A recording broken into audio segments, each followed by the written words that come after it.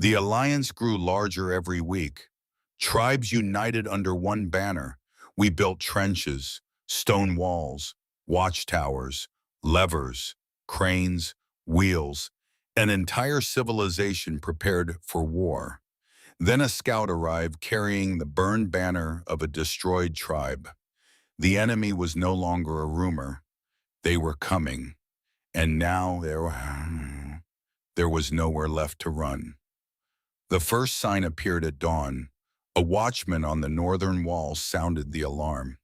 The sound echoed across the valley. Everyone froze. Then the second alarm sounded, then the third. I climbed the nearest tower and saw them, the army, thousands of warriors moving between the mountains. Far more than I had hoped, far more than I wanted. The valley fell silent. Even the children understood. This was it, the battle we had spent months preparing for, the battle that would decide everything.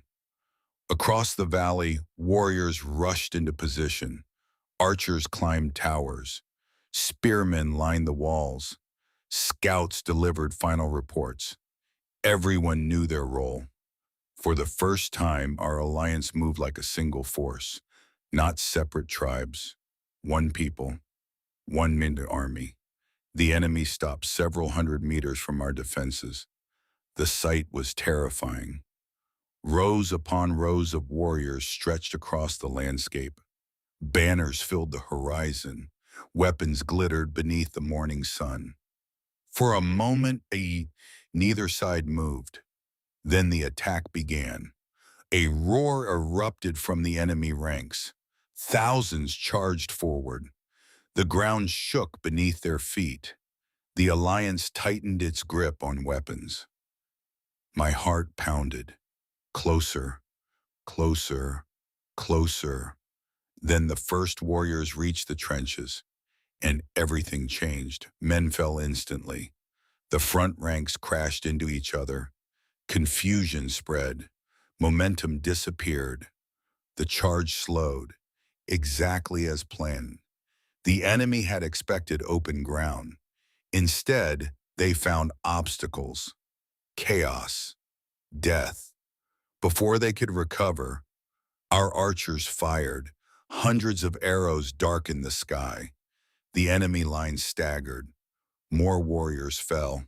The first attack collapsed. Cheers erupted across our walls, but I wasn't celebrating, because that had only been the beginning. The enemy commander quickly adapted. Their next attack came from multiple directions. Smaller groups, better organized, smarter. They crossed sections of trench. Some reached the walls. For the first time, real fighting began. Spears thrust downward. Warriors climbed ladders. Stone axes smashed against defenses. The noise became overwhelming. Screams, weapons, case. The valley transformed into a battlefield. Then came our greatest advantage, the crossbows. For months we had experimented.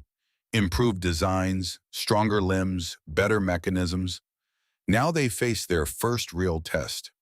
Rows of crossbowmen stepped forward. A command was given. They fired. The effect was immediate. Enemy warriors dropped across the battlefield. The power shocked everyone, including our own people. The crossbows punched through shields, armor made from hide, anything in their path. The enemy had never seen weapons like them. Fear spread through their ranks, but they kept coming because numbers still favored them. The battle continued through the afternoon. Wave after wave attacked. Wave after wave failed. Yet each attack cost us strength. Exhaustion spread. Supplies dwindled. Warriors collapsed from fatigue. Then disaster struck. A section of the northern wall broke.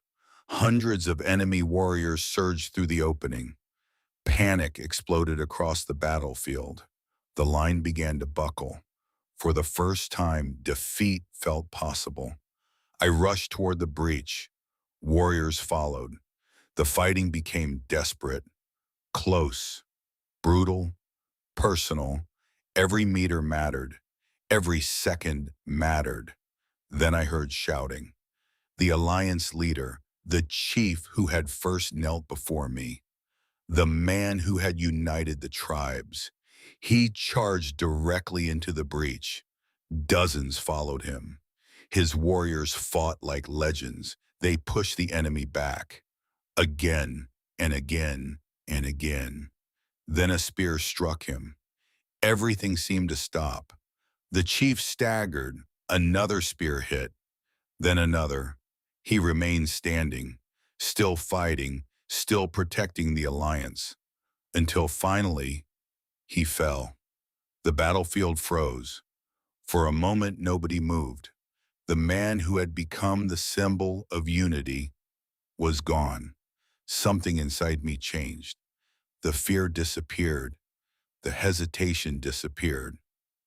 Only determination remained. I raised my weapon and gave the order. The counterattack. Every reserve force surged forward. Crossbows fired continuously. Archers unleashed everything they had left. Spearmen advanced.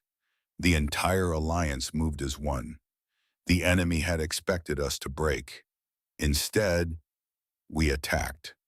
The battlefield shifted, slowly at first, then rapidly. The enemy line began collapsing. Warriors retreated. Formations dissolved. Panic spread through their ranks. Hours later, they were running. The valley erupted into celebration. The impossible had happened. We had won. The army that had terrified entire regions, the force that had destroyed countless tribes, had been defeated. But victory came with a cost. The sun set. We carried the alliance leader's body back into the valley. No cheering followed. No celebrations. Only silence. Thousands gathered around the funeral fire. Every tribe, every warrior, every family. The flames rose into the night sky, and for the first time, the alliance truly became one people, because they had all lost the same leader. The next morning, we began searching the enemy camp. At first, we expected weapons, food, supplies. Instead, we found something strange. Maps, large maps, far larger than anything we had ever created. They showed rivers, mountains, regions we had never explored. Entire territories we didn't know existed. And one symbol appeared repeatedly, a symbol nobody recognized, a place marked far beyond the eastern mountains, a place important enough to appear on every map. The more I looked at it, the more uneasy I became, because whoever created those maps knew far more about this world than we did. We had survived the war. We had defeated the army. But as I stared at the mysterious symbol marked on every map, one thought refused to leave my mind. What if the army we defeated was only the beginning?